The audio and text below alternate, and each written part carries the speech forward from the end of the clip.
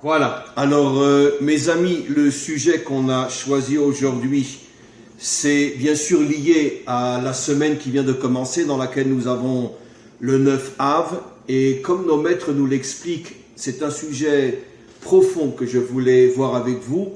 Nos maîtres nous expliquent que le deuxième temple a été détruit à cause de la haine gratuite et de la médisance. Ça va bien sûr ensemble. À partir du moment où tu haïs quelqu'un, forcément tu parles mal contre lui. Alors on va essayer de comprendre ce qu'est la médisance. Je vais d'abord vous rapporter quelques enseignements de nos maîtres et après je vais essayer d'exposer devant vous le point qui m'intéresse le plus et après on passera bien sûr à vos questions. D'abord, il faut savoir que selon notre tradition, selon la loi d'Israël, la médisance n'est absolument pas un mensonge. C'est-à-dire que si je dis sur quelqu'un, même si je le haïs, si je dis c'est un voleur alors que ce n'est pas un voleur, ça ne s'appelle pas de la médisance, ça s'appelle tout simplement un mensonge. C'est une faute en tant que telle, mais c'est une autre faute. Quand je colporte, quand je dis sur quelqu'un des choses qui ne sont pas vraies, à ce moment-là, je suis dans la faute qui s'appelle en hébreu le sheker, en français le mensonge, mais ça n'a rien à voir avec la médisance. La médisance en hébreu s'appelle le lashon hara, traduction littérale, la mauvaise langue. Lashon veut dire la langue, ra, mauvaise, la mauvaise langue. Nos maîtres nous expliquent que le lashon hara, la médisance, c'est uniquement, absolument et uniquement lorsque tu dis, lorsque tu révèles des choses qui sont vraies. C'est ça ce qui est absolument incroyable, parce que bon, je pense que la plupart d'entre nous, on est habitués à comprendre médisance dans le sens de dire des choses qui sont exagérées, qui sont fausses, qui ne sont pas vraies, alors que chez nous, dans la Torah, la médisance, qui est considérée comme quelque chose de très très grave, comme on va le voir dans quelques instants, c'est uniquement si tu rapportes des faits qui sont vrais. C'est-à-dire que tu as vu quelqu'un qui est parti avec une autre femme, tu as vu une femme qui est partie avec un autre homme, tu as vu quelqu'un qui a volé, tu as vu quelqu'un qui a frappé, et tu vas tout simplement rapporter ce que tu as vu à un groupe d'amis, et tu vas commencer à dire que, ou tu vas le mettre sur ton Facebook, ou tu vas le mettre sur ton WhatsApp, mais ce sont des choses qui sont absolument vraies. Tu vas dire, écoutez mes amis, tu as un groupe WhatsApp avec 1000 personnes, et tu vas envoyer sur ton WhatsApp, voilà, j'ai vu André, j'ai vu Shimon, j'ai vu Yehuda, j'ai vu Pierre, qui est parti avec la femme de son voisin. Je les ai vus ensemble. Donc, tu dis quelque chose qui est vrai.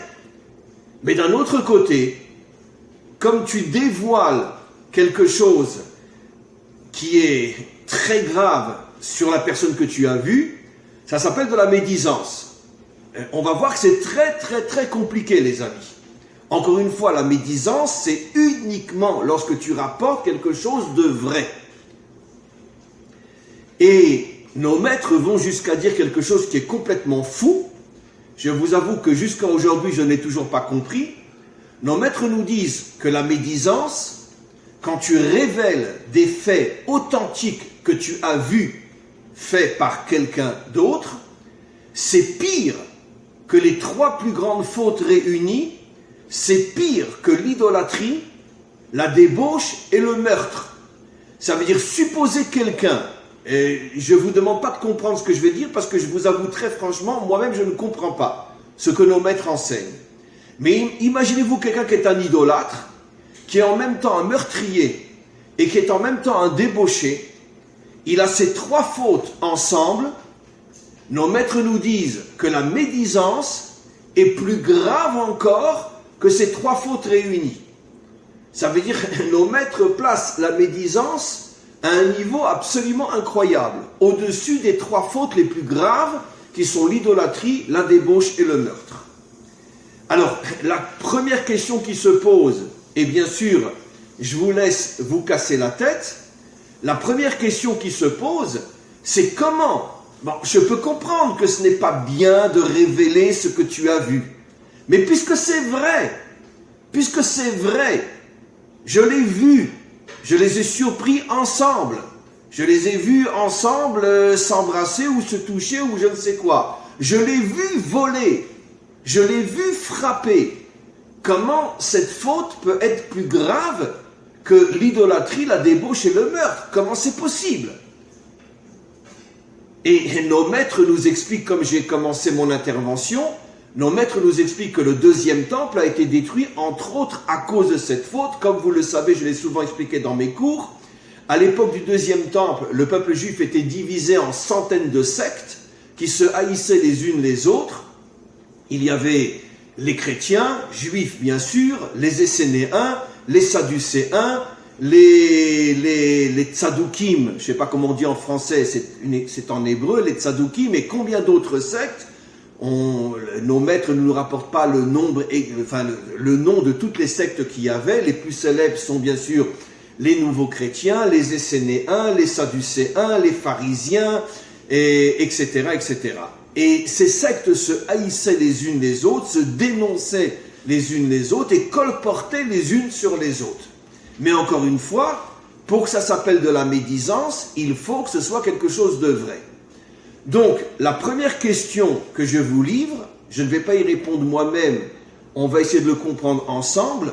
Comment le fait de rapporter des faits qui sont vrais peut être considéré comme à ce point grave, au point que ça a causé la destruction du deuxième temple, et comment ça peut être plus grave que l'idolâtrie, la débauche et le meurtre réunis. Première question. Maintenant, je voudrais rapporter un autre fait extraordinaire qui va nous permettre de comprendre aussi quelque chose de très très très profond concernant la médisance. Vous savez, je pense, tous et toutes, si vous ne le savez pas, mais vous l'entendez aujourd'hui, qu'il y a un verset dans la Torah, dans la paracha qui s'appelle en hébreu Kedoshim, mot à mot la sainteté, c'est dans le 3e livre de la Torah, un verset fou qui nous dit la chose suivante.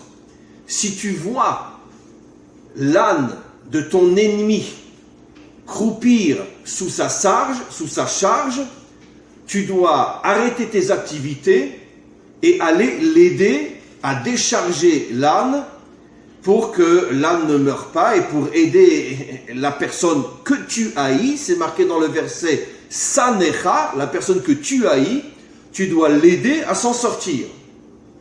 Évidemment, c'est un exemple, c'est une image.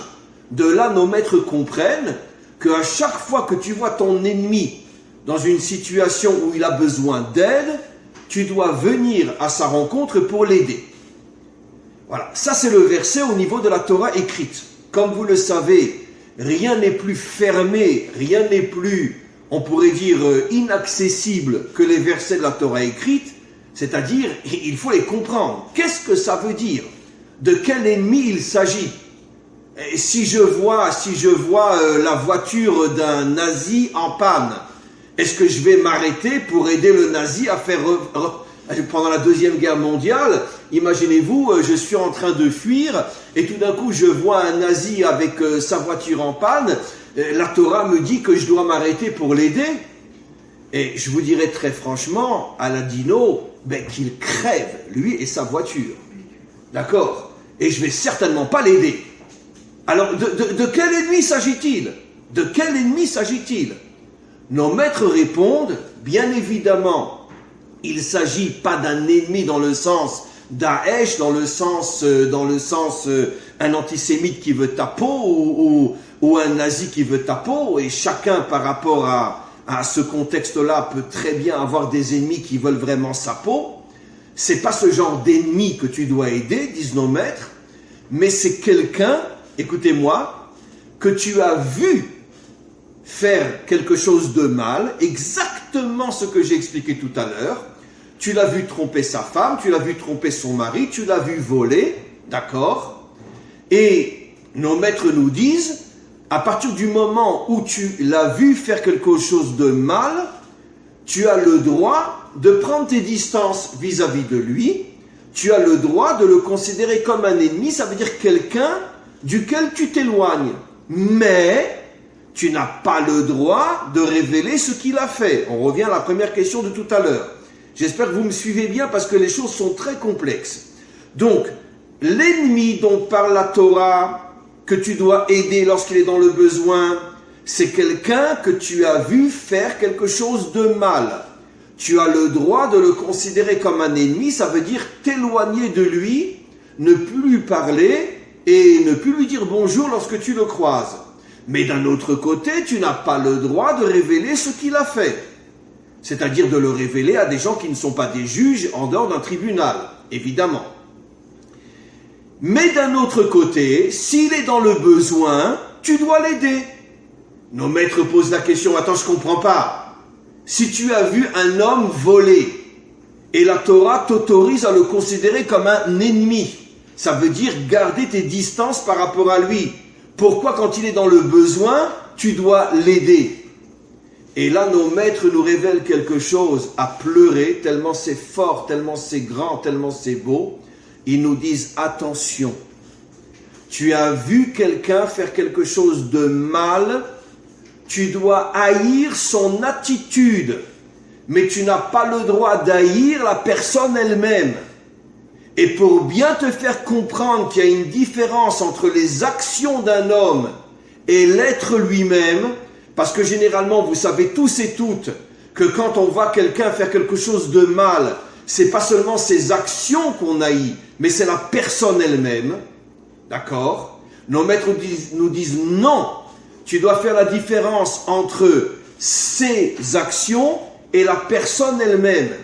Et pour bien te faire comprendre que tu n'as pas le droit d'haïr la personne, il est ton ennemi au niveau de son idéologie, au niveau de ses paroles, au niveau de ses actions. Tu dois t'éloigner de ce qu'il pense, tu dois t'éloigner de ce qu'il dit, tu dois t'éloigner de ce qu'il fait. Mais si lui est dans le besoin, tu dois te rappeler que c'est un être humain comme toi et tu dois l'aider pour bien que tu comprennes que tu dois faire la séparation absolue entre l'être humain et ses actions. Je ne parle bien sûr pas d'une action où quelqu'un veut me tuer. Dans ce cas-là, évidemment que, comme le disent nos maîtres, tout celui qui vient pour te tuer, devance-le et tue-le. Dans ce cas-là, je touche son corps aussi. S'il vient pour me frapper, et en ce qui me concerne, je sais me défendre, il est par terre avant même d'avoir levé le poing. Pourquoi? Parce qu'il vient pour me faire du mal. Mais quand tu as vu quelqu'un faire du mal, mais que ce n'est pas du mal à ton égard, encore une fois, comme j'ai expliqué, je pensais que c'était un vrai croyant et je l'ai surpris dans la forêt en train de se prosterner devant une statue. Il ne me fait pas de mal, il fait de mal à personne. De même, d'une certaine manière, si je l'ai vu voler quelqu'un, il ne me fait pas de mal à moi. Son acte est très grave. Mais, encore une fois, il ne vient pas ici mettre la vie de quelqu'un en danger. Donc je parle à chaque fois d'une faute qui ne met pas la vie de quelqu'un en danger. À partir de ce moment-là, disent nos maîtres, tu dois faire la différence entre son action que tu dois haïr et le considérer comme un ennemi, et la personne elle-même que tu n'as pas le droit d'haïr, et c'est la raison pour laquelle la Torah t'oblige à l'aider dans le cas où il est dans le besoin. Donc vous voyez, ce sont des choses qui sont très très très très compliquées. Je vais donner un exemple simple. Ceux qui me suivent sachent que ces derniers temps, il y a une raison à cela. Je me bats très très fort contre ce que j'appelle moi la religion, l'idéologie qu'on appelle la religion. J'explique dans des dizaines de cours pourquoi. Parce que, dit d'une manière extrêmement résumée, comme je l'expliquais, la religion a été inventée par les dictateurs pour pouvoir transformer les hommes et les femmes en moutons. Ça veut dire on leur fait croire, on les fait vivre dans des illusions qui font que finalement ils deviennent passifs, ils deviennent fragiles, ils deviennent faibles et ils ne cherchent plus du tout à se battre contre le mal. Parce que Dieu arrangera tout. Et comme je l'ai expliqué, et j'ai de grandes preuves à ce sujet-là, ce sont les dictateurs qui ont inventé la religion. Que ce soit la religion juive, ou la religion chrétienne, ou la religion... La preuve, quelle est la première puissance qui est devenue catholique? L'empereur Constantin. Parce qu'il avait parfaitement compris que le catholicisme allait endormir les gens, en faire des moutons qui sont, on pourrait dire, entre les mains de Dieu, et comme ça, lui, il pourrait régner comme un dictateur et soumettre l'humanité tout entière et les transformer en moutons. Donc c'est pas par hasard que l'empereur, le César Constantin, est devenu catholique, parce qu'il a compris que la religion endormait les peuples. En vérité, les Césars ont compris deux choses: il faut la religion et les cirques. Ça veut dire donne-leur une illusion qui va les rendre faibles, et donne-leur les cirques pour s'amuser, et ils te foutent la paix. D'une certaine manière, on a le même problème dans le judaïsme, on a le même problème dans l'islam, on a le même problème partout. Les religions ont été inventées par les dictateurs pour qu'on ne se batte pas contre eux et qu'on ne les fasse pas tomber. C'est pour ça que je dis toujours que la religion, en ce qui me concerne, c'est mon pire ennemi. Mais maintenant, si je suis la Torah, si je vois un juif ou un chrétien, catholique, peu importe, ou un musulman, et qui croit en sa religion, est-ce que j'ai le droit, lui, de le haïr? Non, absolument pas. Je n'ai pas le droit de le... Évidemment, si le musulman vient avec un couteau pour me tuer, je le tue avant qu'il lève sa main, si je peux, bien sûr. Mais si un catholique vient pour faire un pogrom le jour de Noël, c'est évident, si je peux me défendre, je le tue avant qu'il me tue. Je ne parle pas d'un cas où l'autre me met en danger.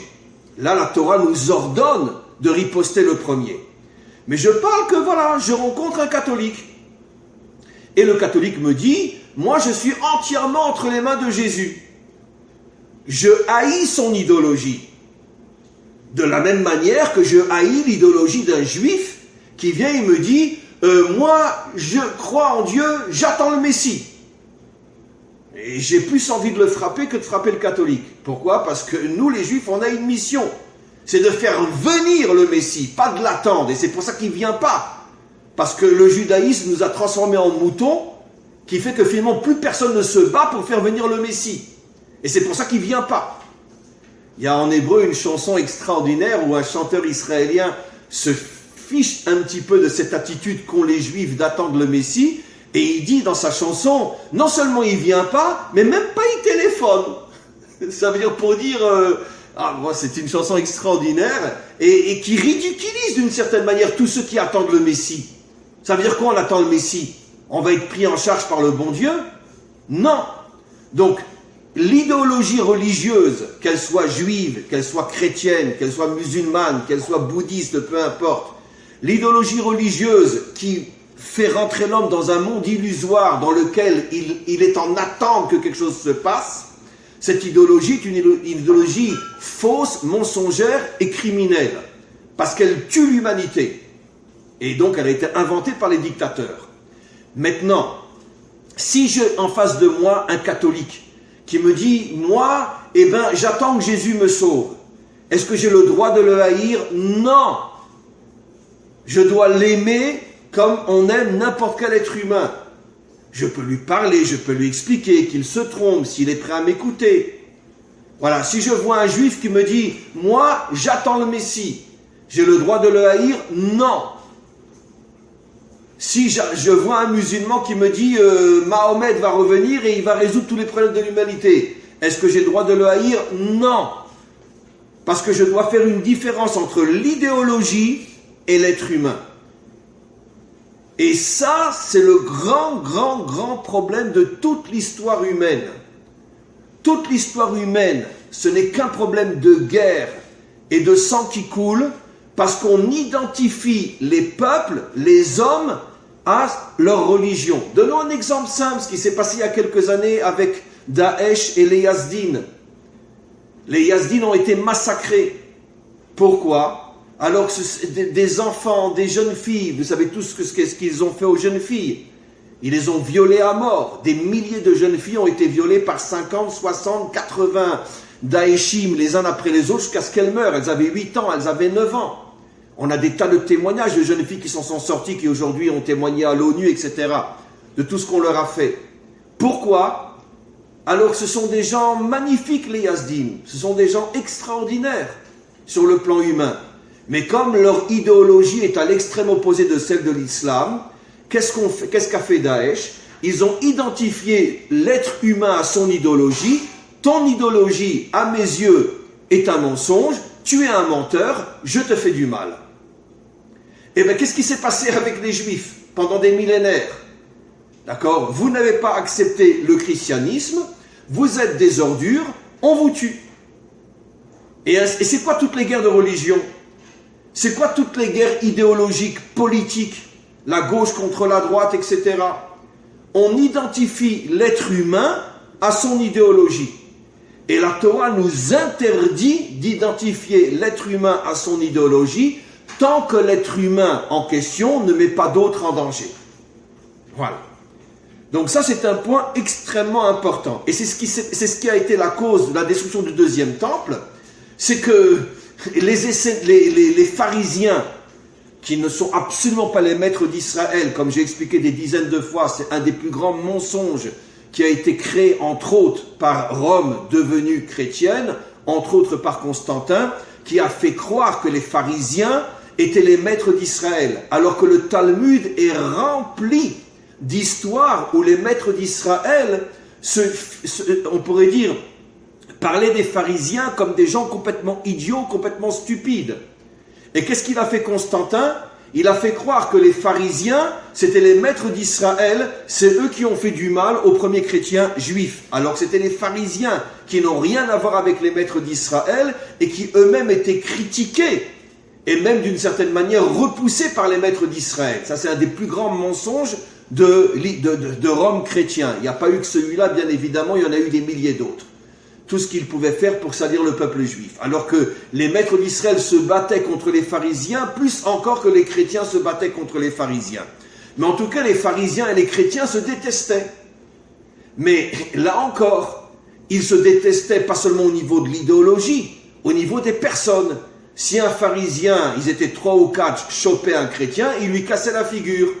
Et sans doute le contraire aussi. Je peux très bien imaginer que si 3 ou 4 chrétiens chopaient un pharisien, ils lui cassaient la figure. Pourquoi? Parce qu'ils ne faisaient pas la différence entre l'idéologie et la personne. Et c'est comme ça qu'on en est arrivé à toutes ces guerres entre sectes qui a amené la destruction du deuxième temple. Alors, la question maintenant que je voudrais voir avec vous, c'est 2 questions. Et ça c'est très important et vraiment j'attends que vous interveniez. Comment, la première question, je reviens sur la première question. Pourquoi le fait de raconter, de colporter, comme dans les journaux ou dans les médias, les journaux et les médias, on pourrait dire, c'est le summum de la médisance. Puisque les médias, dès qu'elles ont quelque chose entre les mains, commencent à le divulguer. Et même si c'est vrai, encore une fois, je dis même si c'est vrai, pourquoi divulguer quelque chose qui est vrai est une faute qui est considérée comme plus grande encore que l'idolâtrie, la débauche et le meurtre? Et ma deuxième question que je veux qu'on voit ensemble, c'est pourquoi faire la différence entre l'être humain et son idéologie? Je parle encore une fois, je me répète, je le sais, pardonnez-moi, je ne parle pas d'un nazi ou d'un Daesh qui, eux, veulent faire du mal aux autres, dans le sens les tuer. Eux, c'est sûr qu'il faut arriver à pouvoir les tuer avant qu'ils nous tuent. Mais je parle d'une idéologie qui n'est pas meurtrière. Je suis un bouddhiste, je me prosterne, ou un hindouiste, je me prosterne devant des statues. Je suis un débauché. Tous les week-ends, je vais avec 3-4 prostituées. Je suis un voleur. Dès que je peux, je mets ma main dans le sac de quelqu'un et je lui pique de l'argent. Alors, je ne comprends pas, mais c'est un débauché, c'est un idolâtre, c'est un voleur. C'est lui, c'est pas sa main qui a volé. C'est lui qui a volé. Pourquoi la Torah me demande de faire la différence entre l'être humain et son action? Mais s'il a volé, pourquoi je devrais haïr son acte, mais s'il est dans le besoin, je dois l'aider? Pour bien montrer que je ne haïs pas cette personne-là. Mais pourquoi? Mais c'est lui qui a volé, c'est lui qui s'est débauché. C'est lui qui se prosterne devant une statue. Alors pourquoi je ne dois pas le haïr lui aussi? Voilà les 2 questions, mes amis, que je voudrais qu'on traite ensemble. Il nous reste une demi-heure et essayons vraiment ensemble d'arriver à comprendre. Je reviens maintenant sur la première question. Pourquoi la médisance qui n'est que de révéler quelque chose de vrai, Pourquoi c'est une faute qui est tellement grave au point qu'elle a causé la destruction du deuxième temple, le début du dernier exil qui dure depuis 2000 ans, et pourquoi c'est plus grave que l'idolâtrie, le meurtre ou la débauche. Alors, vous pouvez, je pense, faire fonctionner vos micros vous-même. Marc Bendayan, allez-y. Alors, moi, vous m'entendez? Et parlez fort, Marc, parlez fort. Oui, vous m'entendez là? Oui, mais parlez fort. Du micro, ok. Alors, sur la deuxième question, je peux trouver une explication, c'est-à-dire qu'on est juge de personne, et donc, que l'on ne sait pas exactement ce qu'il y a derrière. En revanche, j'ai un problème sur la première question, parce que le fait de colporter des choses vraies, et que ce soit la plus grande des fautes de toutes, moi, ça me fait penser à, par exemple, Madame de Jésus qui se balade dans la rue, qui voit des navires et qui dit vous savez, les gens là-bas au 3e étage, ils cachent les juifs. Mais surtout, vous le répétez à personne. Alors, évidemment, comment est-ce que ça peut être accepté? Évidemment, on ne peut pas l'accepter. Parce qu'en fait, derrière sa position, il y a une certaine lâcheté où elle se décharge du fait de pouvoir déporter des juifs comme exemple, et où elle dit voilà, le chef boulot, c'est toi qui vas le faire, mais moi je ne dis rien. Et peut-être que c'est ça la médisance. La médisance, c'est le fait de dire je ne supporte pas cette attitude, moi j'ai les mains blanches, j'ai une belle âme, à toi de faire le chef boulot. Bon, je vais répéter ce que vous avez dit parce qu'il y a des points absolument magnifiques dans ce que vous avez dit, Marc. Si j'ai bien compris, corrigez-moi, vous avez dit que dans la médisance, il y a une forme de lâcheté. Vous l'avez dit? Alors je veux reprendre ce point parce que c'est un point fondamental qui est déjà une avancée énorme dans la réponse à la question que j'ai demandée.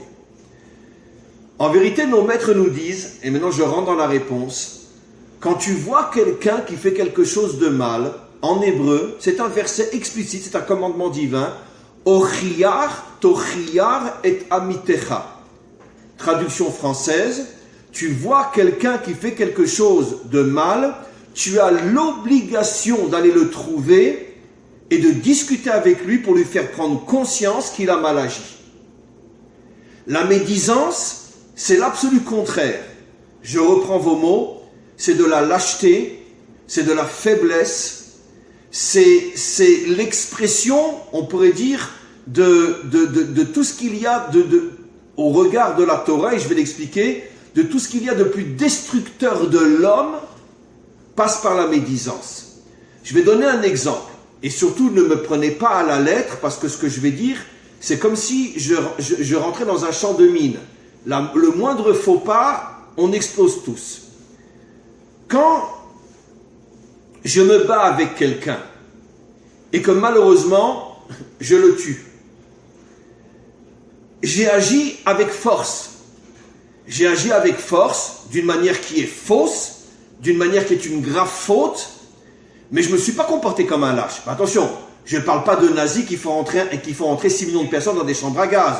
Je ne parle pas de Daesh qui vole 60 fois une fille jusqu'à ce qu'elle crève. Je ne parle pas de ça. C'est pas de ce genre de meurtre que je parle. Je suis en conflit avec quelqu'un, je me bats, on se cogne, et puis bon, il meurt. J'ai agi avec force. Je n'ai pas agi avec lâcheté. Je n'ai pas fui le problème. Je me suis confronté au problème. C'est vrai, j'ai fait une très grave faute. J'ai frappé trop fort et il est mort. Mais j'ai agi avec, si j'oserais excusez-moi l'expression, j'ai agi avec virilité. J'ai accepté de me battre. Qu'est-ce que c'est la médisance? J'ai vu une personne mal agir, au lieu d'aller le trouver et de lui dire « Shimon, Pierre, je ne comprends pas. Je t'ai vu mettre la main dans le sac de l'autre. Je t'ai vu partir avec la femme d'un autre. Je t'ai vu te procéder devant une idole alors que tout le monde pensait que tu croyais dans le Dieu un. Explique-moi, Shimon, Pierre, je veux comprendre. Mais qu'est-ce qui se passe? Explique-moi. Ça veut dire que j'ai le courage de l'affronter. J'ai même le courage, d'une certaine manière, de me mettre en danger, parce que peut-être qu'il va m'envoyer son poing dans la figure. Peut-être même qu'il va très mal réagir. Nos maîtres vont jusqu'à dire, mes amis, que quand tu vois quelqu'un qui fait le mal, tu dois aller à sa rencontre, tu dois lui parler, et même s'il te fout son poing dans la figure, ne te désespère pas, reviens une autre fois pour essayer de faire le point avec lui, même si tu t'es fait frapper une fois. Je ne dirais pas qu'il dit ça si tu t'es fait frapper 2 fois ou 3 fois, mais au moins une fois, oui. Ce qui veut dire que, qu'est-ce que nos maîtres nous montrent? Un homme authentique est un homme qui se bat et qui se met parfois en danger pour arriver à la vérité. Et la vérité, c'est la faire comprendre aussi aux autres. Mais si, quand j'ai vu la personne faire le mal, je ne lui ai rien dit, il ne sait même pas que je l'ai vu. Je reprends tout ce que vous avez dit, Marc. Et par contre, je vais agir comme une véritable ordure. Je vais envoyer un WhatsApp à mes 1000 contacts. Vous savez quoi? J'ai vu Pierre partir avec sa voisine. Et qu'est-ce que je fais? Je le salis lâchement, faiblement, en me cachant. Lui ne sait même pas que j'ai envoyé ce mot aux autres. Et qu'est-ce que je fais? Je détruis toute la dimension humaine qu'il y a en moi. Au regard de la Torah, un être humain authentique, qu'il soit juif ou non juif, ça n'a rien à voir avec le fait d'être juif. Un être humain est quelqu'un qui se bat pour dévoiler la vérité. Je t'ai vu faire le mal. Qu'est-ce qui se passe? Explique-moi. Ne sais-tu pas que 1, 2, 3, 4, 5, je me bats pour faire dévoiler la vérité. Mais si je fuis ce combat et je démolis la personne derrière son dos comme un lâche, comme un faible, la Torah considère que cette attitude est la pire de toutes les attitudes. C'est pour ça que nos maîtres nous disent, d'accord, mieux vaut se prosterner devant une idole que de faire de la médisance. Parce que au moins si je me prosterne devant une idole, j'assume mon acte. Je prends une idole, je me prosterne devant, j'assume. Mais quand je vais colporter sans prévenir la personne, sans avoir essayé de la raisonner, sans avoir essayé de la ramener vers le droit chemin, je vais colporter, je me conduis comme un lâche. Et la lâcheté, mes amis, au regard de la Torah, est le pire de tous les défauts. J'avoue que je ne comprends pas véritablement pourquoi nos maîtres nous disent c'est un défaut pire que de tuer quelqu'un. Je vous avoue honnêtement, je ne comprends pas tout. Mais quoi qu'il en soit, je peux malgré tout comprendre pourquoi la Torah voit la lâcheté comme le pire des défauts, parce que la lâcheté est ce qui détruit tout ce qu'il y a d'humain dans un être humain. L'être humain doit être un guerrier, doit être un combattant. Je vois le mal, je pars à sa rencontre pour essayer de le raisonner. Mais si je lui tourne le dos, je ne lui dis pas que je l'ai vu, mais après je me dépêche de le faire savoir à des centaines de personnes, ça c'est un acte de lâcheté qui est considéré par la Torah comme étant le plus haut degré de mal qui existe dans le monde. Voilà. Et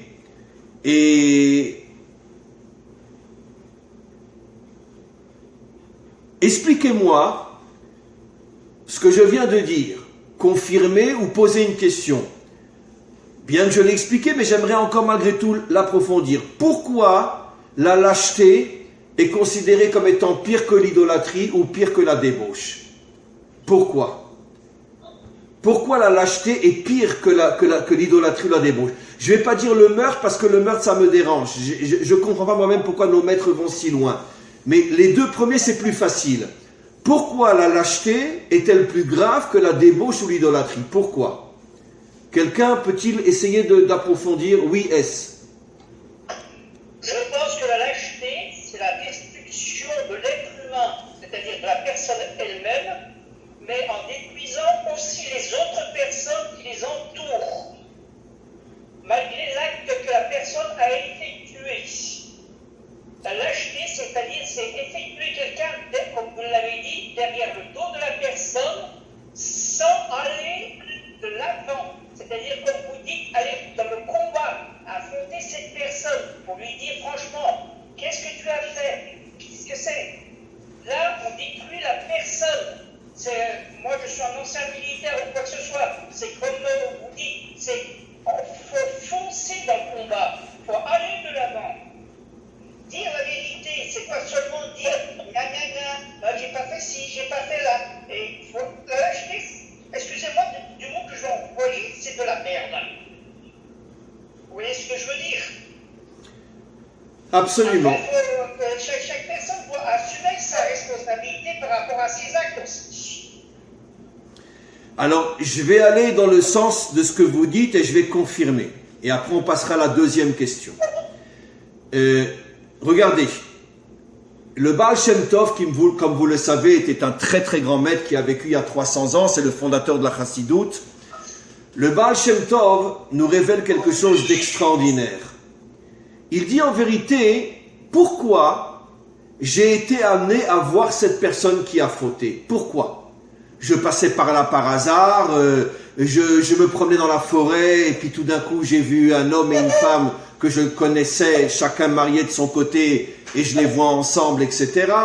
Ou peu importe.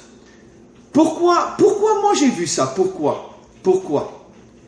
Alors, à part ce que j'ai dit, que j'ai le devoir de l'affronter, de me mettre en danger, peut-être de prendre une claque ou de me faire insulter, parce que mon devoir est de me battre pour la vérité, le Baal Shem Tov révèle encore un autre point extraordinaire. Il dit, sache que si le maître du monde t'a fait voir cette chose-là, c'est parce que en toi, au moins sur le plan potentiel, se trouve ce problème-là. Et le maître du monde te le fait voir chez l'autre pour que tu prennes conscience qu'il est aussi chez toi. Pas forcément au même niveau, mais il est chez toi. Ça veut dire que si tu as surpris un homme en train de se débaucher, ça veut dire que potentiellement, tu as ce risque toi aussi. Si tu as surpris quelqu'un en train de voler, c'est que potentiellement, tu as ce danger en toi aussi. Et le maître du monde te met en présence de ce mal pour que tu prennes conscience que tu n'es pas meilleur que lui, parce que toi aussi, tu peux glisser et tomber comme lui. Donc, qu'est-ce qu'on comprend de là? Que si je vais aller, exactement, je reprends vos mots, ce que vous avez dit vers la fin, que si je vais colporter ce qu'il a fait, ça veut dire que je me prends moi pour quelqu'un d'extraordinaire. Puisque moi je me sens le droit d'aller dénoncer le mal, comme un lâche, mais je me sens le droit d'aller dénoncer le mal. Or le Baal Shem Tov nous révèle qu'en vérité, encore une fois je me répète, si tu l'as vu, c'est pour que tu comprennes que potentiellement tu es comme lui. Parce que si tu n'étais pas du tout comme lui, Hachem ne t'aurait jamais montré cette faute-là. Ça veut dire que quelqu'un qui est propre, 100% propre, ne verra jamais de ses propres yeux quelqu'un faire le mal. Et si tu vois quelqu'un faire le mal, ça veut dire que ce défaut, tu le portes en toi. Donc, si maintenant tu vas colporter, ça veut dire que tu es, maintenant on va voir un deuxième défaut, cher ami, ça veut dire que tu es un monument d'orgueil.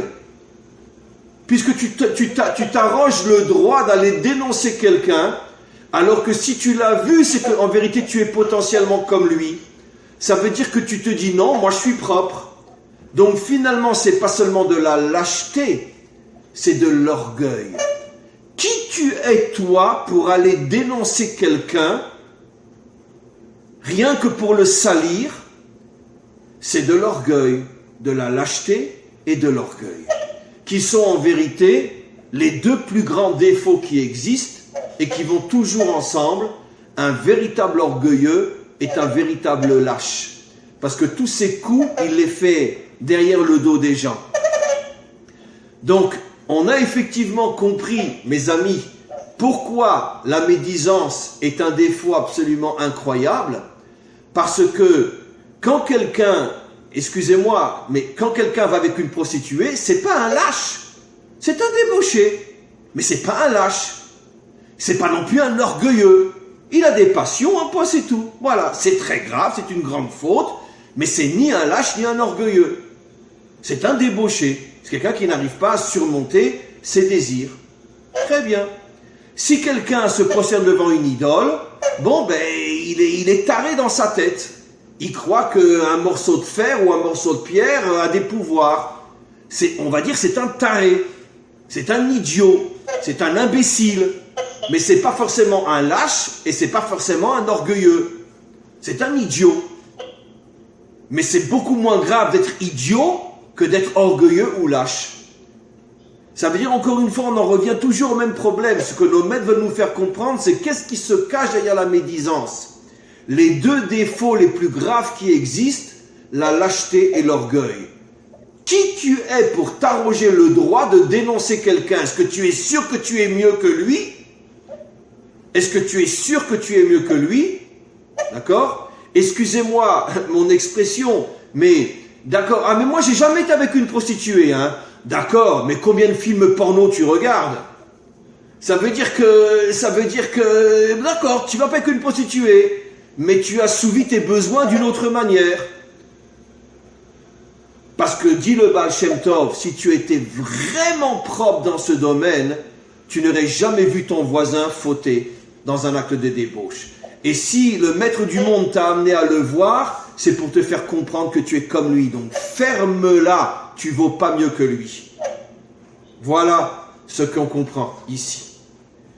On va arriver, mes amis, il nous reste un quart d'heure. Je vois qu'il y a pas mal de questions aussi qui ont été posées. Michel Sarrazin, j'avais dit que je traiterais ça. Ça touche directement à l'intégrité de la personne. Absolument, c'est ce qu'on a expliqué.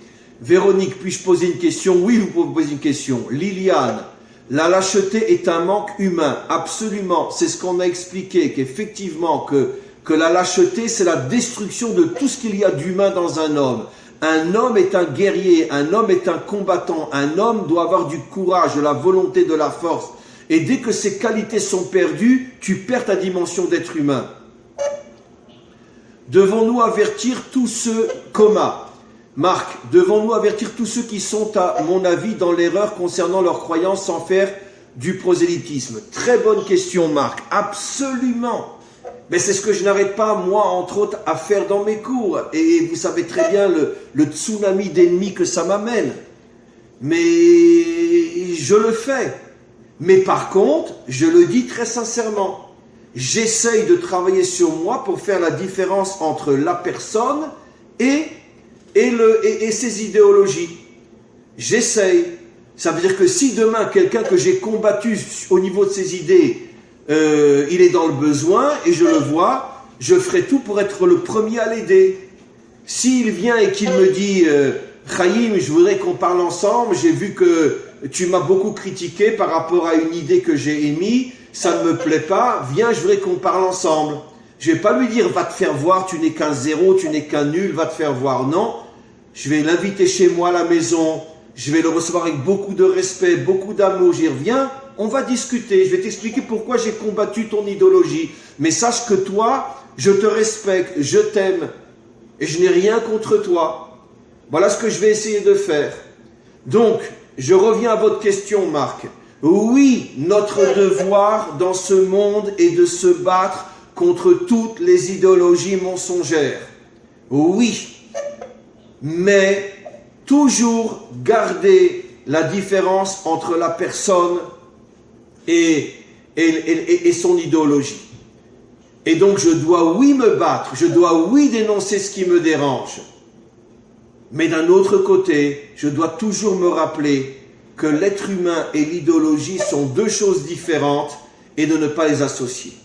Et c'est maintenant le point que je voudrais traiter avec vous maintenant. Expliquez-moi, mes amis, pourquoi on doit faire la différence entre l'être humain et son idéologie. Encore une fois, je ne parle pas d'une idéologie meurtrière, assassine. Je ne parle pas de Staline, je ne parle pas de Hitler, je ne parle pas des nazis, je ne parle pas de Daesh. C'est évident que eux sont, au niveau de leur être, sont pires que leur idéologie, puisque eux-mêmes tuent et massacrent et font du mal. Mais je parle d'une idéologie qui n'est pas meurtrière. Voilà, moi je suis de droite, ok, et je vais prendre le cas en Israël. Je suis de droite, d'accord, et j'entends quelqu'un d'extrême gauche en Israël dire qu'il faut partager Jérusalem, il faut laisser la Judée et la Samarie, il faut revenir aux frontières de 47, Bekitsour, il faut assassiner le peuple juif, parce que si on revient aux frontières de 47, ça veut dire qu'il n'y a même pas 2 voitures qui peuvent circuler en Israël, sinon elles se rentrent dedans. Très bien, ok. Alors, j'entends un bonhomme comme ça avoir des idéologies pareilles. Est-ce que j'ai le droit de le haïr? Non. Même si je pense qu'il met mon peuple et mon pays en danger. Mais je n'ai pas le droit de le haïr. D'ailleurs, je vous avouerai très sincèrement que j'ai des relations, j'ai je dirais pas des amis, mais je côtoie des gens qui sont du côté gauche et qui ont des idéologies qui, pour moi, mettent mon peuple en danger. Mais d'un autre côté, je ne vais pas les repousser. Parce que je vois en eux des tas d'autres aspects dans lesquels ils sont très bien. Donc je vais chercher le bien en eux et pas le mal en eux. Je ne vais pas me focaliser sur le mal. Donc c'est ce que j'aimerais maintenant entendre. Pourquoi est-il tellement important de faire la différence entre l'idéologie et la personne? Il y a plusieurs réponses possibles.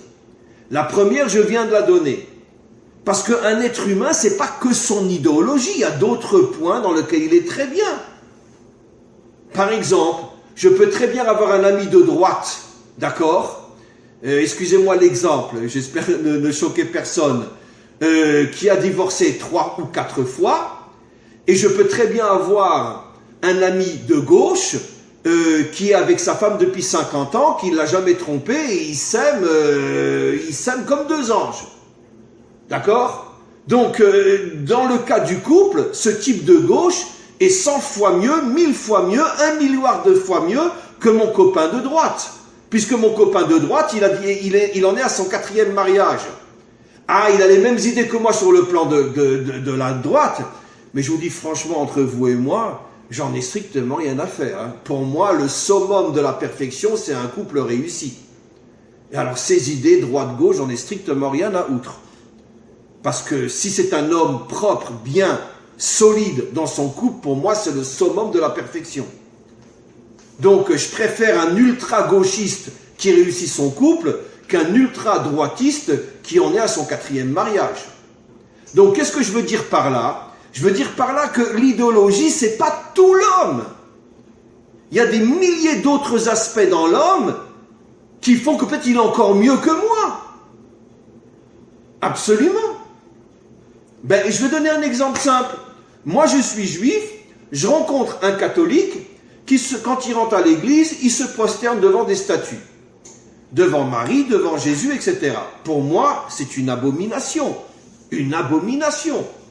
D'accord? Mais d'un autre côté, je me rends compte que cette personne-là a monté une institution d'entraide et avec des tas de copains, d'accord, il vient en aide à des centaines de personnes qui sont dans le besoin. Et il sacrifie une partie de son salaire et tous ses copains avec lui sacrifient une partie de son salaire pour pouvoir aider des gens qui sont vraiment dans le besoin. Alors là, je vais dire, waouh, dis-moi, Chaim, tu le fais, toi, ça? L'enregistrez pas. Ben moi, je le fais pas. Et moi, je le fais pas. J'ai pas une institution qui aide des centaines de personnes dans le besoin. Alors, qu'est-ce que je vais me dire, Chaim? C'est vrai que lui, quand il rentre à l'église, il se prosterne devant une statue, mais d'un autre côté, il a monté une institution qui aide des centaines de personnes. Et toi, Chaim, c'est vrai que quand tu rentres à la synagogue, tu ne te prosternes pas devant une statue, mais dis-moi, est-ce que tu aides des centaines de personnes? Non. Alors lequel est le mieux, lui ou toi? Vous voyez pourquoi on ne peut pas identifier l'homme à son idéologie? Parce que sur ce point-là, il n'est pas bien, mais sur un autre point, il est extraordinaire et mieux que moi. Ça, c'est la première réponse. Mais il y en a d'autres. Quelqu'un a-t-il une autre réponse à donner? Pourquoi on n'a pas le droit d'identifier l'idéologie à la personne? Quelqu'un a-t-il une autre suggestion? Je vois ici Michel Sarrazin L'idéologie, c'est le fruit du mental, alors que l'être dans sa profondeur est le fruit du divin. Waouh, qu'est-ce que c'est beau. Levez la... Ah ouais, Michel Sarrazin, c'est vous. Très bien. Une réponse extraordinaire. Après, on va voir la réponse de Marc. Je reviens sur votre réponse, elle est extraordinaire. L'idéologie, c'est le fruit de la pensée de l'homme. Ça veut dire que ça n'engage que lui. Tandis que l'être humain lui-même, selon notre tradition et selon toutes les croyances, on est au moins d'accord sur ce point-là. Qui a créé Adam? Hachem. Même si après il y a des millions de différences entre les religions, entre les croyances, mais toutes les croyances sont d'accord que l'homme est d'origine divine. Je parle de l'être humain véritable. Donc, l'être humain a en lui des lumières, des énergies, des forces divines, que peut-être il ne révélera jamais, que peut-être il ignore lui-même. Mais en tous les cas, il n'existe que parce que Dieu a voulu qu'il existe. Alors que son idéologie n'engage que lui. C'est bon ce qu'il pense. Je vais appuyer ce que vous dites, Michel. Pourquoi je n'ai pas le droit d'unir l'être à la pensée? Mais pour une autre raison qui va dans votre sens. Parce qu'aujourd'hui, il pense ça, demain, il pensera le contraire. Vous savez que j'ai eu la chance, il y a de nombreuses années, d'étudier quand j'étais jeune. J'ai fait mes études talmudiques, judaïques, etc. Et j'ai étudié dans une yeshiva avec un jeune Israélien, c'était ici en Israël. Et je lui demande, la première fois qu'on se rencontre, qui tu es? Il me dit, je m'appelle Bornstein, un Ashkenaz. Et il me dit, est-ce que tu sais que je suis le petit-fils de Trotsky? Je lui dis, quoi? C'était dans une yeshiva ici en Israël, la yeshiva Slobodka, qui était une grande yeshiva. Je dis, quoi? Tu es le petit-fils de Trotsky? Quoi, ton grand-père, c'était Trotsky, qui a été assassiné par Staline, qui s'est enfui en Argentine et qui a été retrouvé là-bas et assassiné. Mais c'était un super bolchevique, anti-religieux, anti-Dieu, anti-tout. Il me dit oui. Ben, sache que l'un des fils de Trotsky est revenu vers le judaïsme et moi maintenant j'étudie dans une yeshiva. Donc j'ai étudié la Torah avec le petit-fils de Trotsky, qui était anti-juif, anti-tout ce que vous voulez. Anti-Torah, anti-tout. Qu'est-ce qu'on comprend de là? On comprend qu'un homme, il pense comme ça, et puis peut-être de lui sortira quelqu'un qui pensera exactement le contraire, et même lui, il peut changer 10 fois de pensée. Même lui, il peut changer de pensée. Parce que la pensée, c'est pas moi. La pensée, c'est une émanation de l'extériorité, de ce que je suis. Et donc c'est pour ça que nos maîtres nous disent, n'identifie jamais l'homme à sa pensée. Parce qu'aujourd'hui, il pense comme ça, parce qu'aujourd'hui, il a 20 ans, aujourd'hui, il a 30 ans. Mais quand il aura 50 ans ou 60 ans, peut-être qu'il reviendra sur tout ce qu'il pensait et pensera exactement le contraire. Et même si lui ne revient pas, peut-être qu'il mettra au monde quelqu'un qui sera l'absolu contraire de ce que lui a été. Comme moi, j'ai étudié la Torah avec le petit-fils de Trotsky. Ça prouve bien qu'en vérité, l'être humain n'a rien à voir avec ses idées. Et c'est pour ça qu'on fait la différence entre les idées et l'être humain. Marc, vous vouliez dire quelque chose ?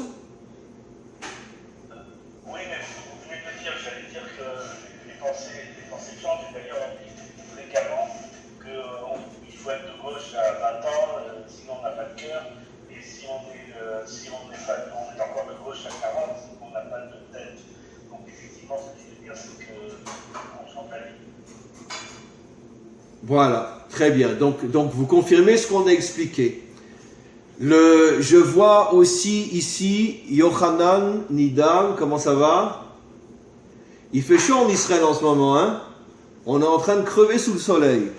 Alors, l'extériorité et l'intériorité des choses, absolument. Et magnifique explication aussi, Yohan. Ça veut dire que la pensée, c'est ce qui sort à l'extérieur. L'être, c'est l'intériorité. L'intériorité n'a rien à voir avec l'extériorité. Et malheureusement, ça fait des millénaires qu'on s'entretue, les guerres de religion, les guerres idéologiques, les guerres politiques, parce que malheureusement, l'homme vit dans l'extériorité. Et l'homme croit que l'extériorité, c'est tout l'homme. Non, non, non, non. Vous voulez que je vous raconte une histoire? Une histoire qui me fait un petit peu pleurer, mais je vais vous raconter une histoire. Mon père, pendant la Deuxième Guerre mondiale, mon père est né en Pologne, mais ses parents ont quitté la Pologne dans les années 20 et se sont installés à Bruxelles, en Belgique. Et mon père s'est retrouvé très jeune, vers l'âge de 10-11 ans, seul. Ses parents avaient déjà été déportés, il est arrivé à s'enfuir, il traînait dans les rues. Et c'est une histoire qu'il m'a racontée. Et un jour, il y a eu une action de la part des nazis. Ils ont entouré tout un quartier où ils savaient que se cachaient des juifs. Et ils ont commencé à les arrêter et à les amener dans le train. Et mon père était là-bas. Il avait 11-12 ans à cette époque-là, il était déjà tout seul. Et il a eu une idée. Il s'est dit, je vais essayer de repérer, parce qu'il y avait toute une ronde autour du quartier, une ronde de nazis qui empêchait les juifs de s'enfuir. Et il a dit, je vais essayer de repérer quelqu'un qui a l'âge de pouvoir être marié et avoir peut-être un enfant. Parce que peut-être que lui sera plus sensible que les autres. Pourtant, un vrai nazi qui est là pour arrêter les juifs. Il en a repéré un qui avait un certain âge. À toute vitesse, il s'est avancé vers lui et il lui a dit je ne sais plus si c'est en français ou en allemand, je ne sais plus, parce que bon, c'était un Polonais, donc il parlait le yiddish, donc il parlait un peu l'allemand, et il lui a demandé à ce garde, il lui a dit, t'as pas une cigarette? Comme ça il lui a dit.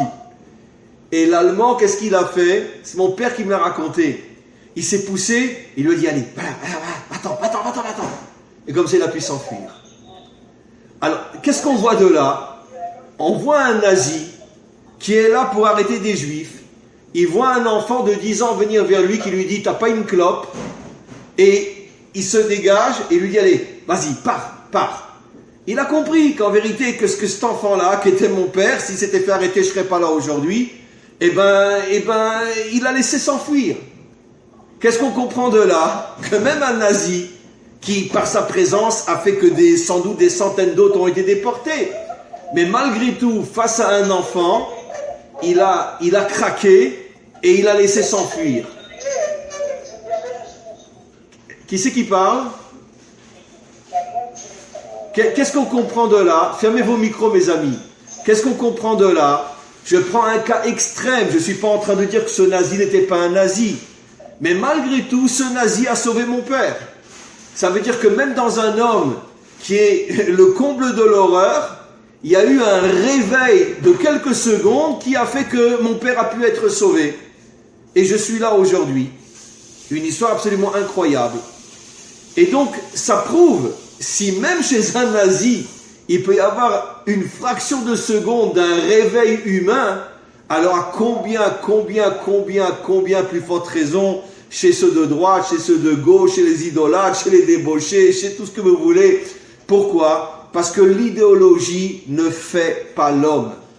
Il faut qu'on apprenne une fois pour toutes de ne jamais juger quelqu'un en fonction de ce qu'il dit, en fonction de ce qu'il pense, en fonction de son parti politique, en fonction de sa croyance et de sa religion. Parce que tout ça, ce sont des choses extérieures qui n'ont rien à voir avec la personne elle-même. Voilà. Est-ce que quelqu'un veut encore prendre la parole pour conclure, ou sinon on va arrêter? Oui. Catherine, oui. C'est Marie-Claire. Où ça? Ah, Marie-Claire, excusez-moi, oui. Oui. Ça nous demande quand même de s'effacer de personne. De s'effacer devant? De s'effacer devant une personne qui n'a pas les mêmes idées que nous. Pas dans le sens s'effacer dans le sens de ne rien dire, mais s'effacer dans le sens que je ne te juge pas mal, mais par contre je voudrais discuter avec toi pour que tu m'expliques pourquoi tu penses ça. Ça oui. Comme j'ai expliqué Marie-Claire, la Torah nous ordonne au Riar Tochiar et Amitecha, quand quelqu'un te dérange, parle-lui. Ne lui tourne pas le dos, parle-lui. Donc, on s'efface dans le sens qu'on ne le condamne pas, on ne médit pas, on ne le dénonce pas, mais par contre, on l'affronte. entre quatre yeux pour essayer de faire le point avec lui. Ça oui, ça c'est une obligation. On n'a pas le droit de se dire, bon, puisque c'est un taré qu'il aille se faire voir, j'ai pas envie de discuter avec lui. Non, tu dois faire le point avec lui, tu dois discuter avec lui pour essayer de faire sortir des étincelles de vérité entre vous deux. Ça oui. Voilà. Voilà mes amis, écoutez, j'avoue que depuis qu'on a commencé le Zoom, c'est à chaque fois encore plus extraordinaire. Et vraiment, merci beaucoup pour votre présence. On était quand même pas mal aujourd'hui, une quarantaine. Merci pour vos questions, merci pour votre écoute. Et je voulais juste vous dire que la semaine prochaine, il y a encore cours. Après, je vous préviendrai, il va sans doute y avoir un arrêt peut-être de 2 dimanches. Mais en tout cas, dimanche prochain, vous recevrez le link de toute façon. Mais dimanche prochain, nous sommes ensemble et sur un nouveau sujet. Voilà, merci beaucoup à tous et à toutes, une très très bonne journée et vraiment je suis personnellement très heureux d'avoir un groupe comme vous, un groupe extraordinaire comme vous et je vous souhaite à tous et à toutes tout le meilleur et on se retrouve sur le Zoom la semaine prochaine. Une très bonne journée, une très bonne semaine à tous, à très bientôt. Au revoir. Bonne journée à tous. Merci, au revoir. Merci, au revoir. Ah voilà, comme ça je vois pas mal d'autres personnes. Bonjour. Bader, qui c'est Bader? C'est David, c'est moi. D'où tu es? Je suis à la base, c'est dans l'histoire, on est à Avignon. Avignon. Et tu es monté sur le pont? Tu es monté sur le pont? Comment? Tu es monté sur le pont? Ah ouais, ça m'est privé, ouais. Voilà. Ouais. Écoutez mes amis, il faudrait qu'un jour on consacre, vous savez quoi, vraiment rien que 1 heure à faire connaissance, parce que il y a des tas de gens que je ne connais pas. Je vois Ranevo, qui êtes-vous?